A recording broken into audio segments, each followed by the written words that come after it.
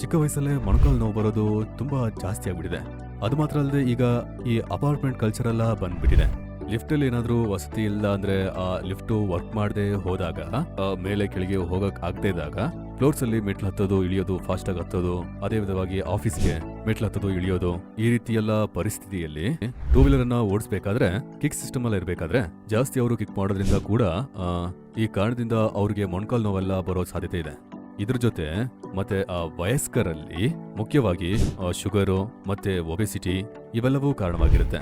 So ಈ sugar ಇಂದ ಶರೀರದಲ್ಲಿ ಜೀವಧರ್ಮ ಎಲ್ಲ ಕ್ರಮಕ್ರಮವಾಗಿ ಕಮ್ಮಿ ಆಗ್ತಾ ಇರೋದ್ರಿಂದ ಸುಮಾರು ಸಮಸ್ಯೆ ಎಲ್ಲ ಬರುತ್ತೆ.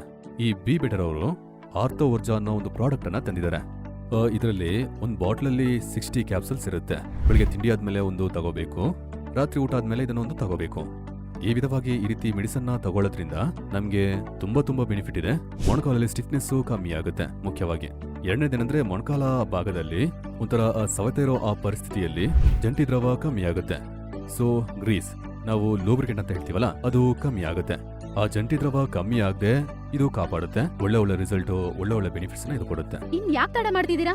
ಈಗಲೇ ಸ್ಕ್ರೀನ್ ಅಲ್ಲಿ ಕಾಣಿಸ್ತಿರೋ ನಂಬರ್ಗೆ ಕಾಲ್ ಮಾಡಿ ನೀವು ಆರ್ಡರ್ ಮಾಡ್ಕೊಳ್ಳಿ.